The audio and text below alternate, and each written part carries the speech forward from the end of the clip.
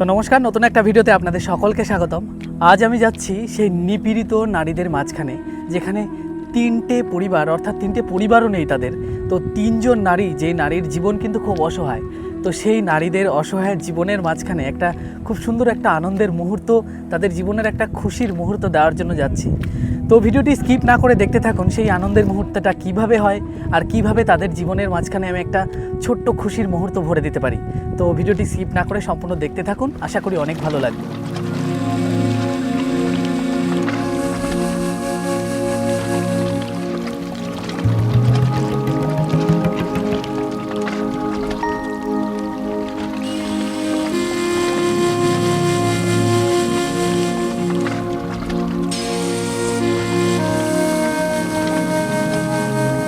তো আজকে কতটা মেঘলা আকাশ দেখুন। তো পৌঁছে গেলাম মিলনগড় ঘাট। আর একটা জিনিস আমি দেখাচ্ছি, দেখুন ওই জায়গায় কত মানুষ মাছ ধরছেন। এখানে বেশিরভাগ মানুষ তাদের নৌকাটাকে যে বহর করে বলে না, সেটা করেছে, কেননা গঙ্গার তীরবর্তী মানুষরাই মাছের উপর কিন্তু নির্ভরশীল। তো আজকের ওয়েদার কিন্তু অসাধারণ সুন্দর। ভেবেছিলাম বৃষ্টি হবে, তা বৃষ্টিটা হয়নি, ওয়েদার সঙ্গ দিয়েছে আজ আমাদের।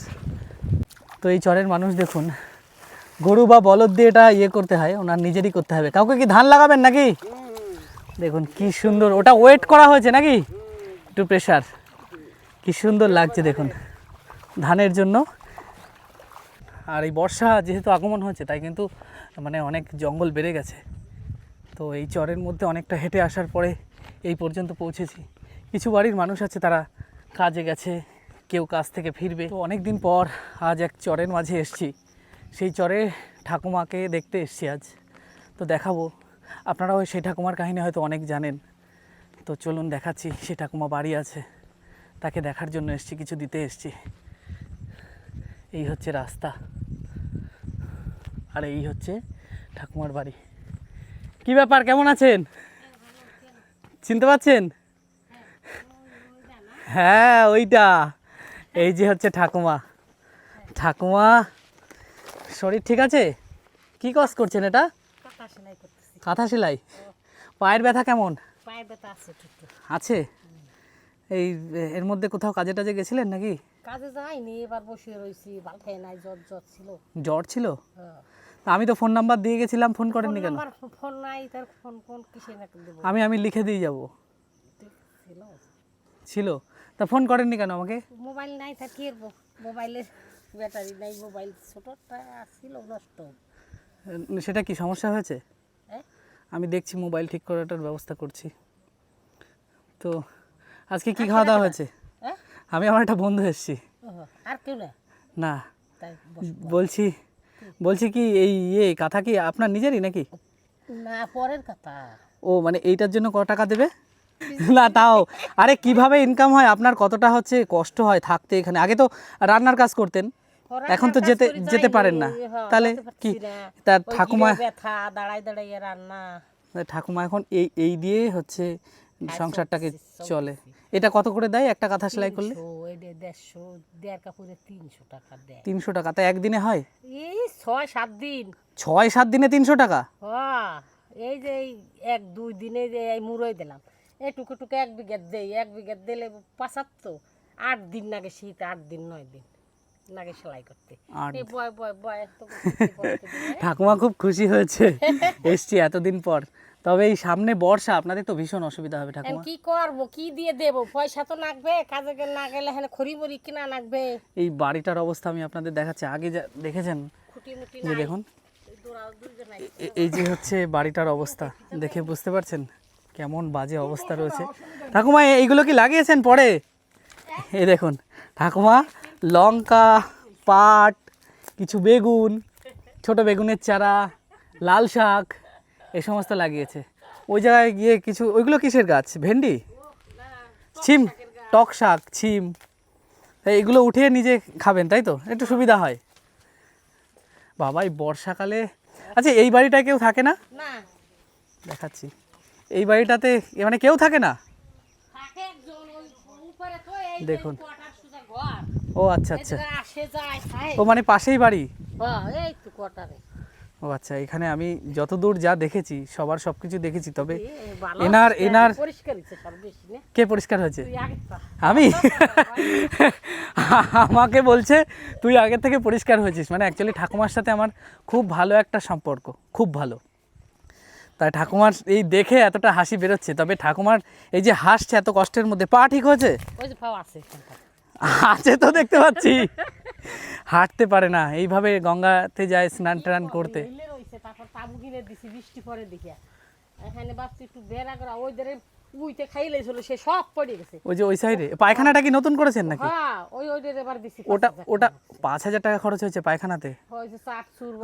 আগে একটা সমস্যা ছিল, ওই যে পায়খানাটা যেটা দেখছিলাম ওটাতে একটা ইয়ে ছিল, মানে ওই তো এর পারো যে দিছি টিন কিনছি 5 খাম খুঁটি জোন দিয়ে, ওই স্ল্যাব টান 400 টাকা দিয়ে। এই ডেবার এই যে দিছি কয় কারেন্ট আনো। ও কারেন্ট তো ছিল না? না না এই ও আমি যে সময় আগে এসেছিলাম তখন কারেন্ট ছিল না। না এখানেও তো কারেন্ট নাই। তাহলে এই যে গরমের মধ্যে কি করেন? আরে আরে বলেন, তা গরমে কি হাত পাখা? হ্যাঁ, ওই যে নিছি ওই বাড়িতে গরমে বাসি না মরি যাই। ওই দেখ কি কি আচ্ছা ঠিক আছে এখানে কি অবস্থা, আমি ইয়ে নিচ্ছি। ওইদিকে হেন ফাঁকায় ওই যে বুড়ির বাড়ি যাবে। হ্যাঁ ঘুরবো একটুখানি, সে তো যাবো, তার আগে আপনার সাথে আমার অনেক কথা আছে। চুলো নাই বানানো, মেয়ে জায়গা কখা নাই বানিয়ে দেখ, চুলো তো কোথা লাগবে না। দিও অবশ্য চুলোটা ভালো আছে দেখি না সে ঠিক আছে। তো এই হচ্ছে ঠাকুমার বাড়ি। আপনি এখন কি ওই জায়গায় যাচ্ছেন একটু? আচ্ছা ঠিক আছে যান, আসছি। তো আমি দেখাচ্ছি ঠাকুমার এই বাড়িটা, দেখুন এই হচ্ছে ঠাকুমার বাড়ির অবস্থা। আর এই কাঁথা সেলাই করছিল, দেখুন। আমি আপনার ঘরটা একটু দেখালাম, ঠিক আছে বলছে হ্যাঁ দেখা। দেখুন এই পায়খানাটা নতুন করেছে। আর হচ্ছে এই যে হচ্ছে ঠাকুমার রান্নার জায়গা, আমি দেখাচ্ছি কোথায় উনি রান্না করে। এই যে হচ্ছে রান্নার জায়গা, দেখতে পাচ্ছেন। আর সামনে হচ্ছে এরকম খোলা, সামনে ময়দান। তবে এখানে সাপকোপের খুব উপদ্রব হয়। অ্যাকচুয়ালি আগে একবার যে সময় এসেছিলাম সেই সময় একটা সাপ মেরে যে ধরেছিল তার ছবি তুলে রেখেছিল, চন্দ্রবোরা সাপ ছিল। তো কতটা সংকটকালীন পরিস্থিতি এখানে হয়, মানে চর যেহেতু হবেই। তবে আমি আপনাদের ইয়েটা দেখাচ্ছি, এবার ঘরের ভেতরটা দেখাচ্ছি। দেখুন এই যে হচ্ছে ঠাকুমার ঘর। আগের বার খুব সম্ভবত মানে খাট ছিল না, এই জায়গাটা একটু ডাউন করা যাতে জল জমে, এই জায়গায় পাটা মুছে তারপর যায়। এই দেখুন এখানে একটা ফ্যান রয়েছে, কারেন্টের লাইন অন্যের বাড়ির থেকে নিয়েছে, নিজের এখনও কারেন্ট আসেনি, হয়তো ভাড়া দিয়ে নেয়। ঠাকুমার মোবাইলও নেই, এই হচ্ছে ঘরটার জরাজীর্ণ অবস্থা। তো অ্যাকচুয়ালি ঠাকুমাই সামনে কার বাড়িতে গেল জানি না, কি আনতে গেল। তারপর আমি আপনাদেরকে দেখাচ্ছি এই ঠাকুমা আসুক। ঠাকুমার জন্য আজকে ছোট্ট একটা সারপ্রাইজ দিয়ে তার মনটাকে একটু খুশি করার চেষ্টা করব আজ। তো ঠাকুমা আসুক, তারপর আপনাদের সাথে আবার কথা হচ্ছে। ওটা দেখলেন, ওইগুলো দেখাচ্ছি। তা বাদে চরটাকে আমি আপনাদের এক ঝলক দেখাচ্ছি, সামনে গঙ্গাটা কোন পজিশানে আছে সেটাও আমি একবার দেখাবো আপনাদেরকে। তাহলে আপনারা যারা নতুন দেখছেন তাদের বুঝতে সুবিধা হবে এই চরটা কেমন। তো এই যে চলে এসেছি, দেখুন এক কাকিমা বসে আছে, এই এক কাকিমার বাড়ি, ওই পাশে কিছু বাড়ি রয়েছে। দেখি আজকে কাকিমাদের কি রান্না হচ্ছে তাই দেখছি। চলুন, বলছে ওরে আমার ঠাকুর রে। দেখুন আচ্ছা কি রান্না হচ্ছে। এটা হচ্ছে চিন্নি শাক না কি বলে? কাকিমা এখানে আমাদের বসার জন্য জায়গা করে দিচ্ছে। এত সুন্দর জায়গা কোনো হোটেলেও পাওয়া যাবে না, বুঝতে পারছেন? কোনো ভালো জায়গায় ঘুরতে গেলে আপনারা তো ভীষণ হাওয়া পান তাই না? ভীষণ সুন্দর হাওয়া পায় কাকিমারা, তো খুব সুন্দর। আর এই হচ্ছে সেই ঠাকুমা, এই ঠাকুমাকে আপনারা চেনেন, এই ঠাকুমার ভিডিও হয়তো আপনারা অনেকে দেখেছেন, খুব সুন্দর। এই কাকিমার জীবনের খুবই কষ্ট, মানে কাকিমা ভীষণ খাটুরে, মানে ভাবতে পারবে না এই চরের মানুষের, কিছু মানুষের এত কষ্ট, মানে কি বলবো, যে এমন একটা সাধারণ বিষয়ের জন্য কাকিমার জীবন পুরো পরিবর্তন হয়ে গেছে, সেটা মানে সাধারণ মানুষের কাছে বলার মতো না, ঠিক না কাকিমা? একদম। তো অ্যাকচুয়ালি আপনাদেরকে বলি, এই যেই বাড়িটায় আছি, এই যে কাকিমা রয়েছে, তো সেই কাকিমার জীবনে ঘটে যাওয়া এমন এক ঘটনা রয়েছে, সেটা হচ্ছে কাকিমা এবং কাকু একসাথে থাকতো অনেক আগে। তো সেই সময় কাকিমা আর কাকু কাজ করে 1 লক্ষ টাকা মতো জোগাড় করেছিল, সেটা একজনকে ধার দিয়ে দেয়। সেই ধার কেন দিয়েছে, সেই একটা কারণবশত কাকিমাকে কাকু পুরো তাড়িয়ে দেয়। তারপর কাকিমার ছেলেকে নিয়ে সেই কাকিমা এই চরের মধ্যে নিজেকে নিয়োজিত করেছেন, খুব কঠিন পরিস্থিতিতে থাকেনি। তো ঠাকুমা আমাদের ডাকতে এসেছিল, ওই পাশে গেছিলাম একটু। ওই কাকিমা অ্যাকচুয়ালি ওই চিকনা কাঁকড়া যেটা দিল সেটা খেলাম, এই গঙ্গারই ধরা। তো ঠাকুমা আমাদের জন্য চা করেছে, সেটা আমি দেখাচ্ছি। ঠাকুমার চায়ের স্থানটা আমি দেখালাম, চা অলরেডি করা হয়ে গেছে। চলুন চাটা আগে খেয়ে নিই এখানে বসে। এই যে চা দেওয়া হয়ে গেছে। আচ্ছা ঠাকুমা, এখনও কি ওই পুরো গঙ্গার জলই খান আপনি? হ্যাঁ। ওই পুরো যে ওখান থেকে মানে তুলে আনা যে গঙ্গার জল সেটাই খান? ও আচ্ছা আচ্ছা, ওই গঙ্গার জল খায় বলেই কিন্তু একেবারে এখনও কোনো রোগ নেই ঠাকুমার, খুব ভালো আছেন ইনি। হ্যাঁ চা খাবি? বাড়াও দাও দাও। আচ্ছা ঠাকুমা, এইটা ভাত বসাইছে, ভাত আমি ছুটছি কেন তুই? মা ছেলে আমি তো ভাত রান্না করছি, তুমি আবার করলা কেন? ও তোমার ভাত খা ধনে আমি ধরে বেড়াচ্ছি। অ্যাকচুয়ালি ঠাকুমা আপনার এটা কোন ছেলে? কই এটা এ আমার ছেলে না, ওই ও। কলকাতার তাই দেখবো তোরা ও আচ্ছা ওই আচ্ছা, ডাঙ্কা ও ডাঙ্কা সে তো জানি। হই ভালো লাগে না, মাতে গরম চা। আর ভালো লাগে না, ঠাকুমা বেশ ভালোই আছে। আচ্ছা ঠাকুমার ছেলেরা কি এমনি আসেন মাঝে মাঝে? মাঝে মাঝে আসে না, মাঝে মাঝে? ও ডেলি এক গুল্লো দু গুল্লো দেবেই। ও আচ্ছা, এমনি ঠাকুমার কিছু দিয়ে টিয়ে যায় তাদের? না না, একে দেয় না। আপনার নিজের করতে হয় সব? এইটা এ কারো ছোঁয়া খাবে না, কিচ্ছু না, এই জন্যে তার অসুবিধা।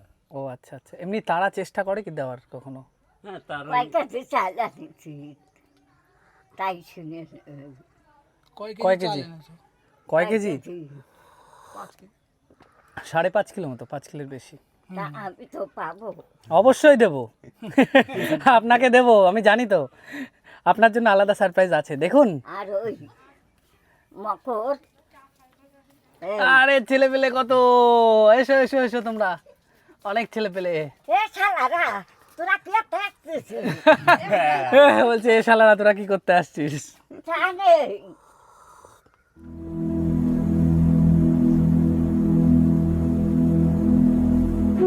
তো এটা হচ্ছে মিলনগড়ের বাজার। এখানে বাজারটা একেবারেই ছোট্ট, খুব ছোট্ট, সেরকম কিছুই পাওয়া যায় না। তো এই টোটোটা ভাড়া করে আমরা যাচ্ছি জিরাট। এখান থেকে জিরাট কত কিলোমিটার কাকু? 7 কিলোমিটার। তাহলে ওই চর থেকে আরও 2 কিলোমিটার অ্যাড করে নিন, 8 থেকে 10 কিলোমিটার আমাদের পাড়ি দিতে হয়। তো চলুন জিরাট বাজারে যাই।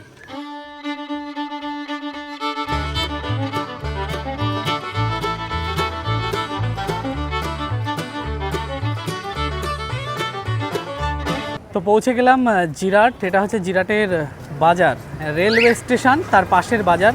তো এখান থেকে আমি নিতে এসেছি ওই 2 ঠাকুমা, তাদের জন্য চাল। অ্যাকচুয়ালি ওই চরের পাশে ওখানে কিন্তু চাল লুজ পাওয়া যায়, বস্তা পাওয়া যায় না।